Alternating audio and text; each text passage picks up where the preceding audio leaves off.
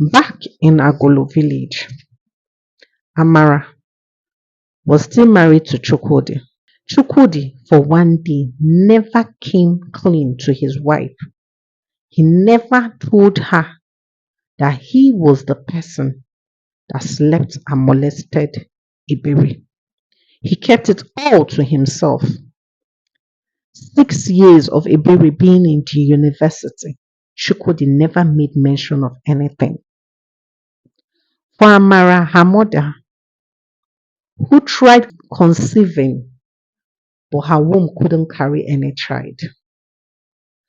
Amara tried various herbs that were given to her, but she couldn't give birth.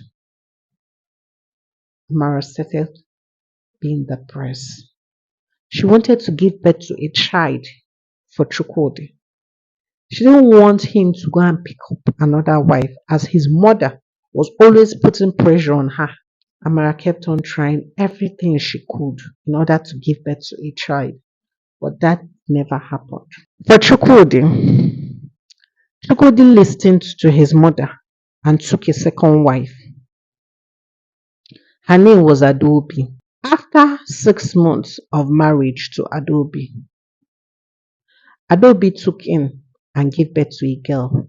She was greatly celebrated, as Chukwudi's mother told Amara, "Now you can see that my son is not impotent. Eh? So it is time for you to fix your problem. Oh. If you want to stay in this marriage, you have to give us a child. Have you seen that Adobe has given us a child?" She turned and looked at Adobe. "Oh, my beautiful daughter-in-law. Thank you. Oh, thank you. Igadi, oh, thank you for giving us a grandchild.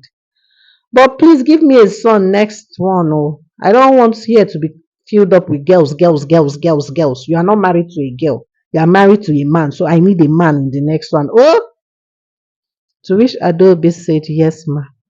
Deep within, Amara wanted her own child. With time, Chukwudi stayed more in Adobe's room and spent less time with Amara, leaving her lonely with no one to take care of her or communicate with her. She missed her daughter Ebere. She looked for various means to reach out to Ebere, but there was no one, as Ebere did not even leave any contact with her grandparents. The moment she was done with her school, she just came to the village, picked up her son Obi, and left without even a word for her mother. Amara was pained. Amara didn't know where she went wrong. To her, she felt she was trying to discipline her daughter. But she didn't know that Chukwudi was the real issue. Gradually, Adobe took in again and gave birth to another girl. Amara was confused. Why am I not giving birth to my own child? Why is only Adobe taking in?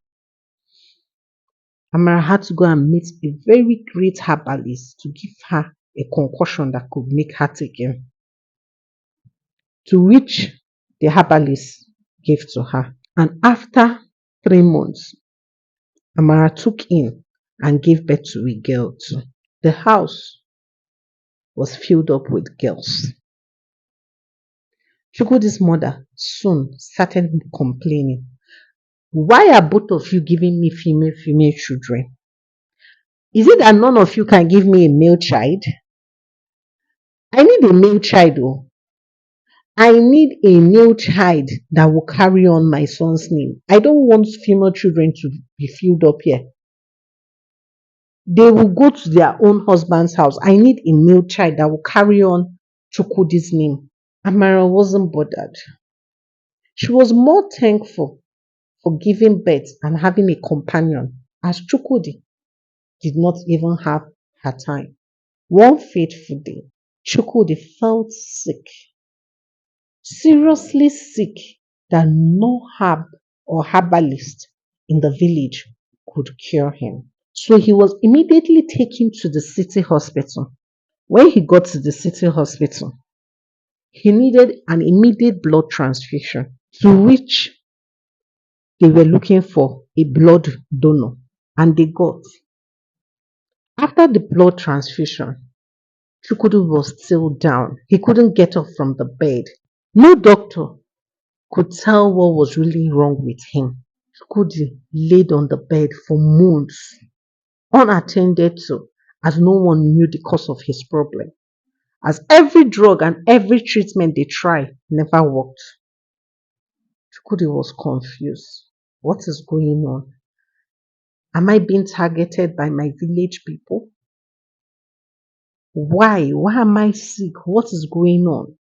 So one day, a female consultant entered into the hospital, giving Chukwudi's file. And immediately she entered, she looked at him. She wrote out whatever was wrong with him and told the other doctors what to give to him. And the moment they started the treatment, Chukwudi started recovering. Everyone was grateful. They all wanted to know who this doctor is. Who is this special doctor that just came and fixed everything? So that day, before Chukwudi was discharged, Chukwudi's mother pleaded with the doctor on seat that please, she would like to know a doctor that prescribed a medication that could heal her son. And they told her that the doctor isn't on seat, but will be coming first thing tomorrow morning if she could wait to see the doctor, to which she agreed. So they all agreed to stay in the hospital and go home the next day. That was after greeting the doctor to say thank you. The next morning, Ebere walked straight to her office and was attending to a patient. When she was done attending to the patient, Chukwudi's mother, Chukwudi, Amara, and Adobe entered into her office.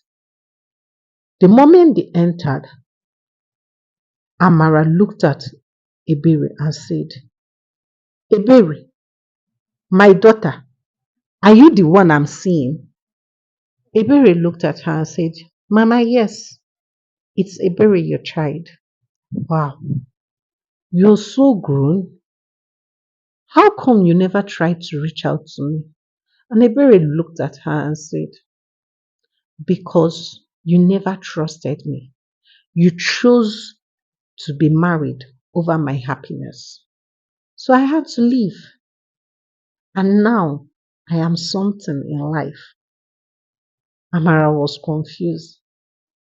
Then she looked at Chukwudi and told him, Papa, were you actually a father to me? Were you actually a father to me? I know my spirit never accepted you from day one, but I still saved your life. Ebere looked at Chukwudi straight into his eyes and said, don't worry, I could have ended it by leaving you there, but I chose to save you. I did that so that you can confess with your mouth what you did to me 10 years ago. Amara was confused. She was looking at Chukwudi. What's going on? Chukwudi, who wanted to deny it? Ebere looked at him and said, you can deny it, but let me tell you the truth. The treatment I give to you is temporal. You will be back. So deny it. And if you deny it, I won't treat you the next time. I won't lay my hands on you again. Chukwudi started confessing. I'm sorry. I am very, very sorry. My wife, Amara, I was the one that slept with Ebere and I got her pregnant. Amara shouted, Isigini! And you made me believe that Ebere was lying. You're a wicked man. Ebere looked at her and said, no, he isn't. You are. You are my mother.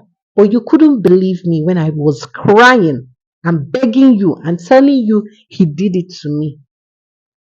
Amara knelt down. Chukwudi knelt down and started begging, please forgive us. Forgive my ignorance. Forgive me. After the marriage that didn't work with your father, I wanted this marriage to work by force and by fire. I wanted the marriage to work. I was tired of being ridiculed in the market. I was tired of being the village gossip. So I was ready to give anything for this marriage to work. And Ebere looked at her. So you were ready for the marriage to work. And you were also ready to lose me.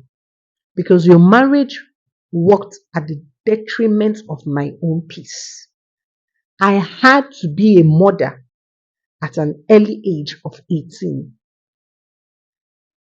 His son, Obi, is alive. And I'm not going to give him that son because he never accepted him as a son. I am going to take care of my child all by myself. But I have forgiven both of you. If I haven't forgiven you, I wouldn't have laid my hands on him or even taken a side when I heard his name. I did that because I know that that is what God wants me to do. I forgave him because I know that is what God wants me to do. Mama, I don't have any issue with you. Neither do I have with your husband, Chukwudi. I am just so happy that he has confessed, and that is all that matters to me. He can come next time for his treatment. I will take care of it. I am just glad that the truth is being known. To which Amara went back home with her husband Chukwudi. Everything that had happened in the hospital kept on reoccurring in her memory. She remembered how she chased her daughter out of the house when she found out her daughter was pregnant. She remembered how her daughter cried and told her that Chukwudi had molested her. She felt guilt in her heart. She didn't know what to do. She felt like taking her life as she felt greatly disappointed in her own self. How could I have been so dumb? She thought to herself. How could I have chosen a marriage over my own child? How? The sight of Chukwudi irritated her. She was willing to leave the marriage and be on her own, as the gossip in the village did not matter to her anymore. She packed her things and that of her daughter and wanted to leave. Chukwudi knelt down and started begging her, please, my dearest wife, I am begging you, do not leave. Please, stay with me so that we can fight this sickness together and we can actually go and ask for the forgiveness of Ebere. If you leave, she might not even look at me. Please. Amara thought of that and told herself, if I leave now, what will I tell my daughter? It is better to stay and fight this disgrace together. So she stayed back. She hoped and prayed that Ebere genuinely forgave them. Though, as days passed, Amara went visiting Ebere in the hospital, but Ebere did not open the door to her.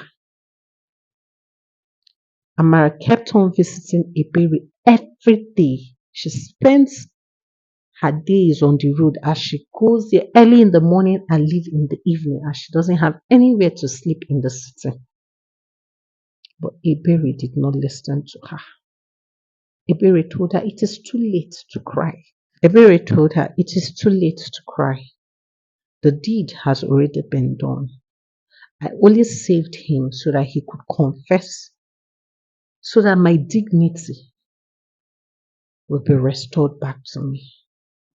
You did not believe me then, so why have you decided to believe me now? It's of no use. I've stayed 10 years without the love of a mother. Thanks to you, I know better how to love my own child. I won't do what you did to me. I will choose his words over anybody's words in this world. If he should tell me someone slaps him, I will choose his words over anyone. Amara really felt heartbroken. She felt disappointed in herself. How could I have been so ignorant? How could I have been this bad of a mother? But Ebere didn't listen to her. She told her, I have forgiven you on a plain note, but I don't want to have any relationship to do with you, as it will bring back old wounds. I just want to be on my own, focus on my career and progress. Amara had to let Ebere be. So she went back home and made up her mind to let Ebere. That much later, she was still going to go and apologize to Ebere. As months turned into years, Ebere forgave her mother and also forgave Chukwudi. She permitted her mother to always come visiting her, but never permitted Chukwudi to come close to her. This is the end of my story. The story is to encourage people to be sincere, to be truthful, and to always listen to their children. As a lot of young girls are out there going through a lot, but because their parents don't listen and trust them, they tend to die in silence, leaving them with no one to confide in. For Ebere had to be her own strength. She had to fight her own battle by herself. She had to encourage herself all through the way, and also with the help of her grandparents. She was able to excel through the university. What about the young girls that don't have anyone to talk to or anyone to help them? What do you think their fate is? Please. This is not just for girls, it is also applicable to boys. Please and please. It is very necessary that we listen to whatsoever our children says to us, so that we don't be casting stone to the wrong person. Thank you for watching. Don't forget to like, comment, subscribe. Until then, we'll meet again in our next story. Bye for now.